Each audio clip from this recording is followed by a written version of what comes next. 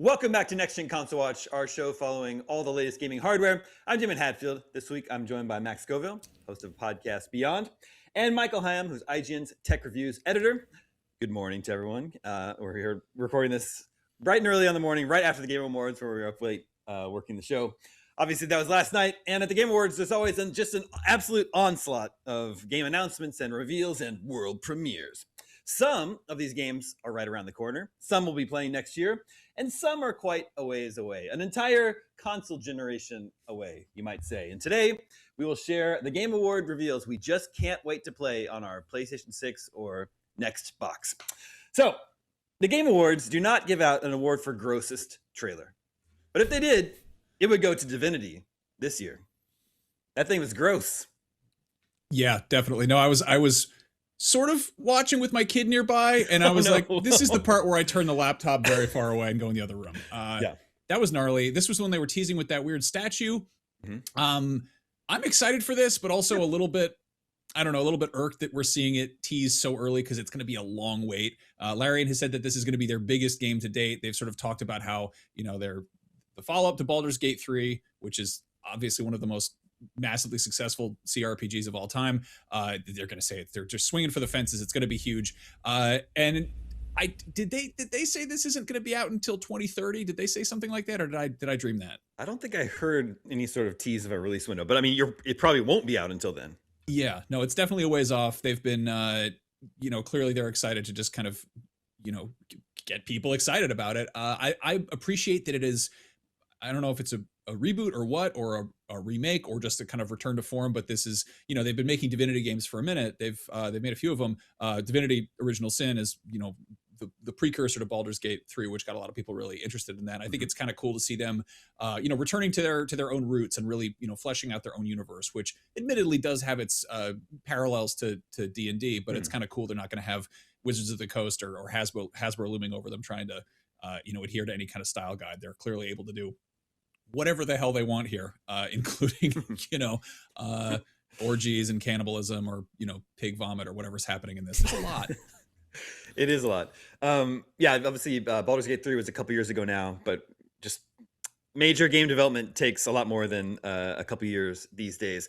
I loved Baldur's Gate 3, and I loved Original Sin 1 and 2, but I haven't played the other, I think, 4 Divinity games. Michael, do you have a history with the other Divinity games? Yeah, I remember in 2017, Original Sin 2 kind of took us by storm. I was working at GameSpot at the time, and when we got the review that came in, I was like, oh, we're giving this a 10. Maybe I should play this. And it was definitely one of the top games of that year. And, that's not to say like it put Larian on the map, but it kind of gave them a new level of notoriety. So, and then that gave them a lot of momentum going into Baldur's Gate 3.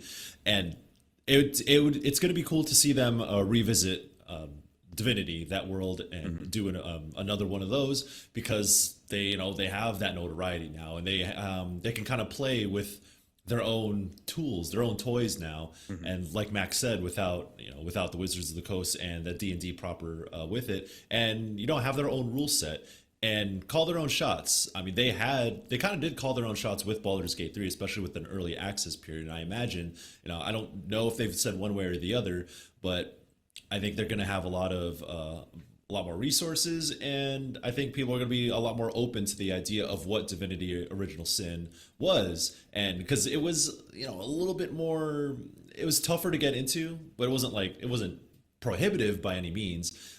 But it did take like a level of effort that I think now people are open to through Baldur's Gate 3. But when we see it, I don't know. Maybe they will do an early access period with this. I think that would be cool and smart, because Baldur's Gate 3 evolved so much in that process, and they learned so much from their community to make the final game. And I think they would benefit greatly from doing the same here. I think that's a very safe bet. I was about to say the same thing. I mean, they earned a ton of goodwill from the community, and having Baldur's Gate 3 in early access for so long. The thing we all forget about Baldur's Gate 3 is that was announced as a Google Stadia launch title. Wow. So, I mean, I wonder what kind of weird paperwork or trappings that had, they were involved with there. I remember when there was that big sort of Stadia reveal event, which at one point we were sort of talking about as a next gen platform, I guess, though that kind of came and went. And I remember there were a bunch of sort of like older, elder nerds, shall we say, who just all lit up at the name Baldur's Gate, and a bunch of other people were like, I kind of remember that Baldur's Gate, and now it is a household name in terms of gamers. Yeah. Yeah, I have full faith in Larian for the return of Divinity. Very excited for this. Now we will let them cook, just like the good people of that village let that poor fellow cook. Ooh, terrible. One of the 1-2 punch surprise at the Game Awards last night was 2 Star Wars games. One of them we'll get to play next year, Star Wars Galactic Racers. It's a pod racing game that looks great from former Criterion developers. The other one is Star Wars Fate of the Old Republic. Casey Hudson returning to a spiritual successor to Knights of the Old Republic. So obviously, great pedigree there. Very excited for that. However, this new studio that's making this game was only founded in July of this year. So I think we'll be waiting quite some time for this one. Max, what do you think? Oh boy, yeah, I didn't even catch how old the studio or how young the studio is. Yeah, I mean, one of the worst things about gaming currently is to go along with these massive epic games is the epic development time. So I feel like this is, I think 2030 is a very it's being generous, optimistic outlook for when this is going to come out. But I think this is definitely going to be a next gen title. Yeah. Ghost of Yote, a sequel to an established game, took 5 years to make. It's been 7 years since Crystal Dynamics released its last game, Marvel's Avengers, and now that the new Tomb Raider game is a 2027 game. So that's 7-year gap there. But Michael, are you excited to have Casey Hudson returning to Knights of the Old Republic? Well, that is a fantastic game, and then at least 2/3 of the original Mass Effect trilogy are great. Casey Hudson has kind of had a rocky track record since then. Yeah, I mean, I was talking about this last night with a bunch of people because if folks listen to the hottest podcast on the block, Unlocked, they will know that I was just talking with Ryan McCaffrey about how much we love Knights of the Old Republic and those old games, and we're kind of speculating on the idea of a new Knights of the Old Republic, and ta-da, there it is. But I was also hesitant to see like a new Old Republic game because not to be like a curmudgeon old man or anything, but it's like, you can't change what I love. You got to stay true to that. And by extension, I think, Casey Hudson being the director, he's only one person in what is going to be a huge development undertaking, right? But I think the thing, it's kind of like this vote of confidence in a way where it's like, okay, at least he was there with those original games that we know and love. So at least the person at the top kind of understands what these games should be, rather than someone who does not have an attachment or that institutional knowledge that it takes to make one of these games that are kind of worthy of the name, not to be like all gatekeepy about Knights of the Old Republic. But yeah, that franchise does mean a lot to a lot of people, including myself. And like Max said, I'm not holding my breath for this though. And as games get bigger, and especially as we approach a next generation, that's a new level of tech that these development teams have to work with. And I don't know if it would be a next gen exclusive, but if you also think about how long the tail is between with PS4 and PS5, like for a long time we were still getting games coming out on PS4, a lot of cross-gen games. So I imagine that a lot of these titles we're seeing, while they might be slated for next gen without saying it, I imagine some of them are going to be cross-gen, and that also takes another layer of development time too. And again, as ambitious as these games can be and get, and the way you need to scale those games for different hardware specs, that's another tricky layer. But yeah, I mean, it's a CGI trailer. I'm not putting too much stock into it right now. I don't think anyone should, but it is nice to see that, yes, Old Republic's back and Casey Hudson's at the top. Yeah, we're still waiting for the KOTOR remake that Aspyr was doing. Brother, we're never going to see that. And we're still waiting for Star Wars Eclipse, the David Cage one. And how many Star Wars games have been canceled? How many Star Wars movies have been canceled? I'm a longtime Star Wars fan, but I'm also extremely, extremely skeptical of big announcements like this, even with a big, huge, shiny trailer. With all due respect to Casey Hudson and the team at BioWare, I think there's a sort of ship of Theseus effect, especially with BioWare, because you see the name like former BioWare. You see that attached to so many games because so many people have worked at BioWare over the years. And, again, as the title is fitting because a studio is made up of living, breathing people who go and pursue different things, go and have different jobs. And just because, if you got the exact development team that made KOTOR and threw them at this, I would still even be sort of skeptical, because what we expect from an RPG changes as games come out. Like it's going to be a very different experience from what people remember from that those original games. What kind of the trends in gaming are always kind of fluctuating. And then there's the other added wrinkle that Star Wars canon basically got nuked between since the original KOTOR came out. So this is going to be pretty much playing in a new sandbox under Lucasfilm's story group. I want to be excited for this, but again, it feels like it's kind of threading a needle of something that is so far away and has so many moving parts and has so much both going for it but also going against it, because I know people do have really, really high expectations for a game that says Old Republic and has the name Casey Hudson attached to it, but everything with a grain of salt, especially in Star Wars. Yeah, for sure. Well, speaking of former BioWare developers, there's this game Exodus, which was revealed at the Game Awards 2023, then went quiet for a couple of years, and then returned last night with a new trailer. This is a big, sweeping sci-fi epic, stars Matthew McConaughey, and deals with time dilation and seeing events unfold over possibly hundreds of years. And they said this is coming early 2027. So, possibly a year and some change away. That, I would think, if we're expecting new consoles in 2027, probably later in 2027. So what do you think? Exodus, this gen, next gen, cross gen? What do we think, Mike? I would say cross gen for this. I think kind of what I was saying earlier is that the more and more you have an expensive install base, I think companies are now looking at cross-gen games as a way to we need as many people to hop on this thing. The days of having a kind of day one console exclusive along with a console launch are kind of that was a prestige kind of thing that is a little bit old nowadays. I think it's all about approachability and giving people access to the things that you're making. So it kind of does have to be cross-gen in that sense. And if it's early 27, we're not going to have next gen consoles by that time anyway. Yeah.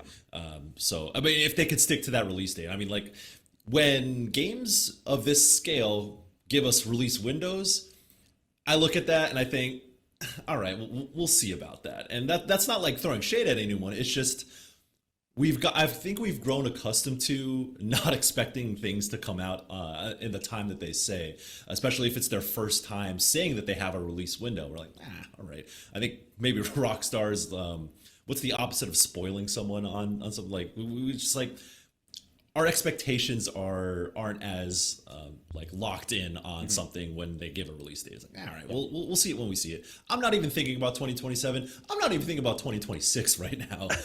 So it's if it's a moving target for them, but this would be something that would be cross-gen, or with the next generation of consoles, it would be they would do an enhanced version, or they would do a patch for the new systems. Yeah. That's what I think that something like this would be. Yeah, I think that's a big sort of caveat to what we're talking about here, is that just given the state of the games industry, the cost of development, it doesn't make sense to just target one specific box anymore. We've talked about that ad nauseum on here, but I think it is going to be, when we say next gen games, I think these are the games that we're going to be seeing around launch time of new consoles, that they're really using to show off what the new consoles can do, whatever it is that they can do. But at the same time, in the same way that we got so many cross-gen titles in the past, the first half of this console generation. There's a big install base there from last gen. You don't want to leave that on the table. And just as people are starting to adopt this console generation, you don't want to leave them behind either. So it stands to reason they would be targeting as many people as possible with these games. Well, I mentioned this new Tomb Raider game. They're remaking the original Tomb Raider. That's going to be out next year. That's called Legacy of Atlantis. Then there's Tomb Raider Catalyst for 2027. That one I probably would guess we'd be playing on PlayStation 6, the next Xbox. What do you think? Mm-hmm. Yeah, I would say so. Again, I would say cross-gen. And if they're saying 27.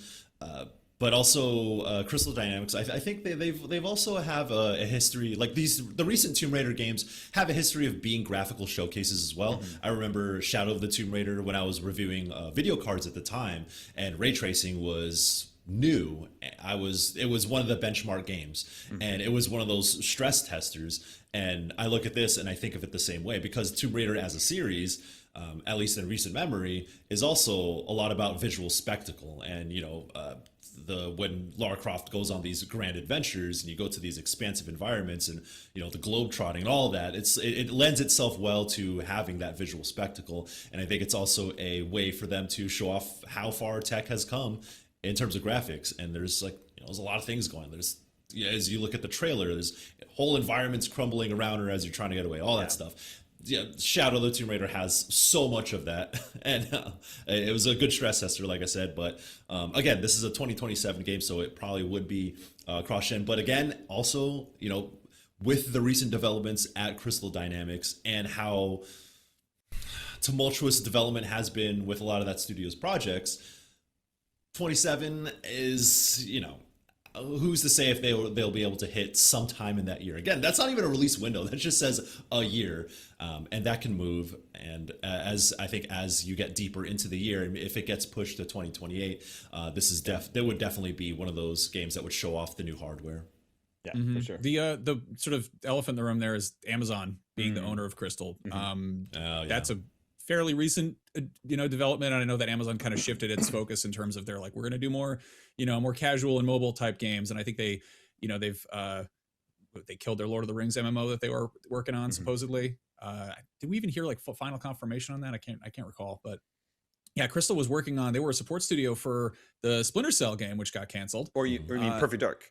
Oh, Perfect Dark. Sorry, my bad. No Splinter Cell that we know of. But yeah, I mean, they've I feel like had not what I'd call misses, but I feel like kind of just hiccups, growing pains. There was the Avengers game was not what they wanted it to be. I think that's safe to assume. And but I mean, going back to the original, the first part of the Shadow of the Tomb Raider trilogy, I remember when that was first shown off. That was very late PS3 360 game.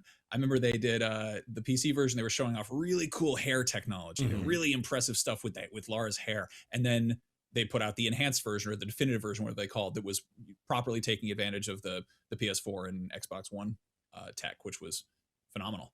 So yeah, I want them to get lots of time to make a really cool Tomb Raider game that really properly takes advantage of current technology. But I'm also, I'm hopeful that Amazon, lets them cook, because this is a legacy franchise that really, deserves breathing room.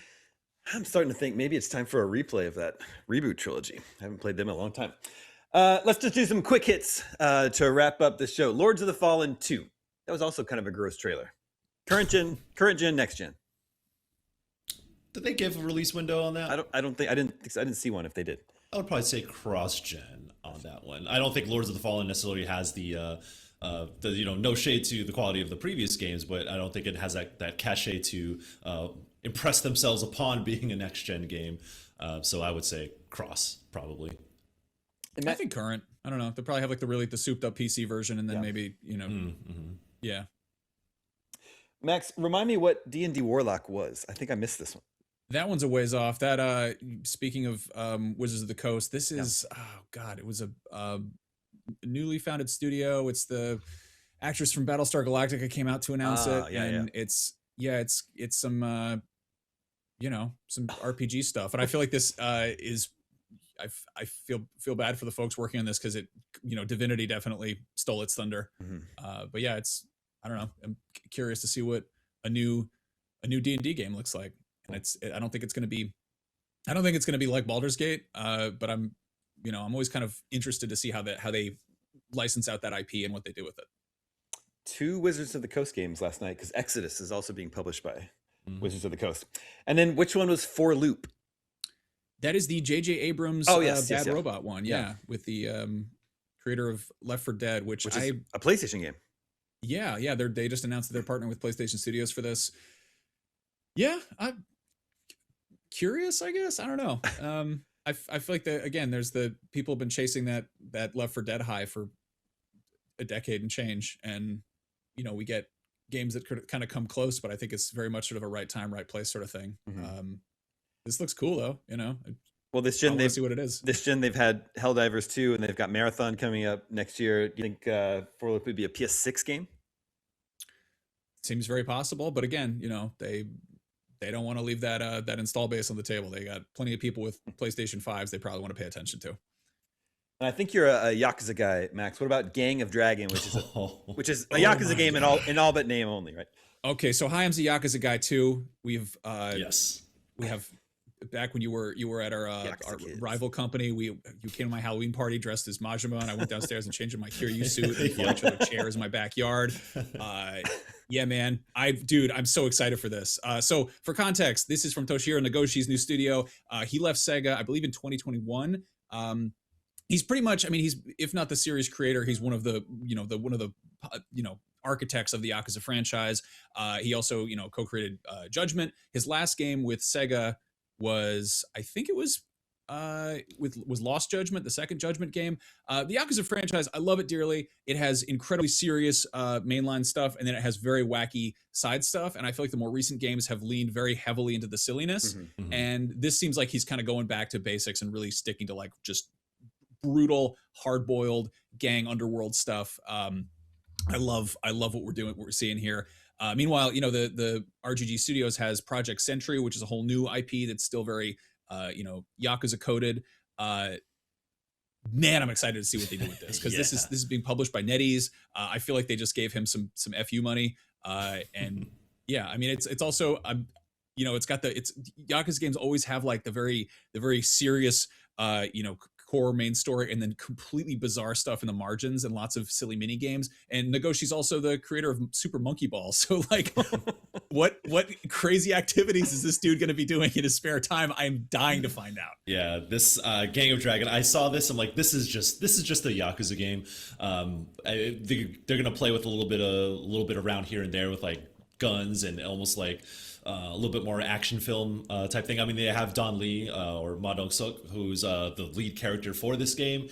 They're going with a pretty big name actor here, as they have done with things like like the Judgment series.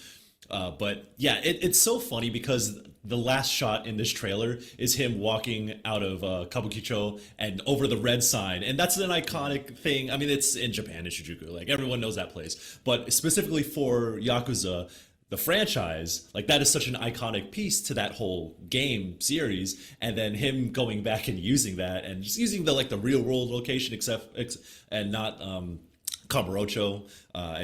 It's a really not so subtle nod to the things that he's done in the past, and kind of letting us know, is like, hey, listen, y'all, I'm doing what y'all love. I'm doing the thing that y'all want. And yeah, it's and like the franchise is so, there's sensibilities about like cinematic stylings that even on the PS3, and the early PS4, like those games looked incredible on those things. Mm-hmm. So like you look at this and, oh, this might be next gen or whatever, but this is very easily going to be a thing that we'll see on current gen right now. But yeah, I think this was the game of the show for me. I mean, it sounds like this is a game you both hope is a current gen game. Well, yes. Yeah. Oh man, I love the recent Like a Dragon games, but this is kind of like a weird wake up call that like, oh right, I really miss that gritty hard boiled stuff. Like I kind of as much as it's fun being like a kung fu pirate or having like a pet crayfish that does epic attacks on guys dressed like garbage bags or whatever. Like I kind of miss the really serious grounded stuff. So I'm dying to see what he does here. Also, yeah, the car stuff. He was Nagoshi worked on Daytona, so like he's got like a pedigree working in lots of different genres, and I'm interested to see how that kind of all comes together and what he's sort of cherry picking from. And yeah, definitely like he's I love that he's just like not even pretending this isn't Like a Dragon adjacent. He's got dragon in the title. Come on. Yeah, it's great.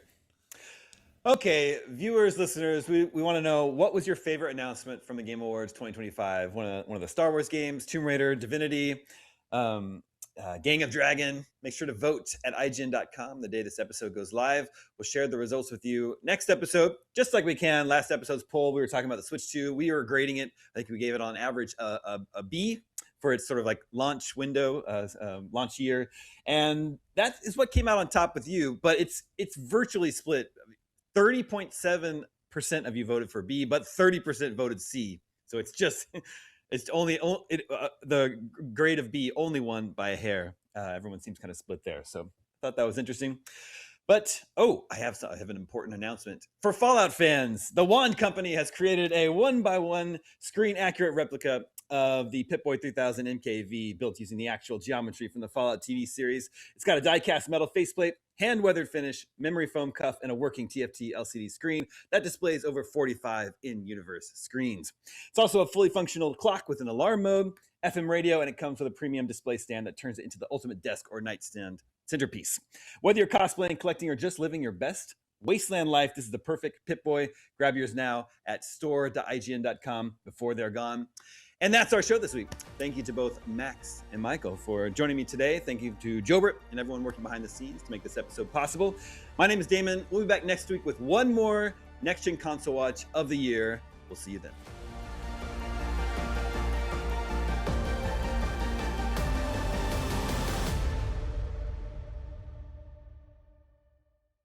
This episode of Next Gen Console Watch was produced by myself, Damon Hatfield, and Jobert Atienza. Technical direction is by Jobert Atienza, with technical production by Marian Franzen and Amir Rakib. Audio engineering is handled by Amir Rakib. Post-production editing is by Jobert Atienza, and graphic design is by Justin Vachon. Next Gen Console Watch is an IGN production and part of the Geek Media Network.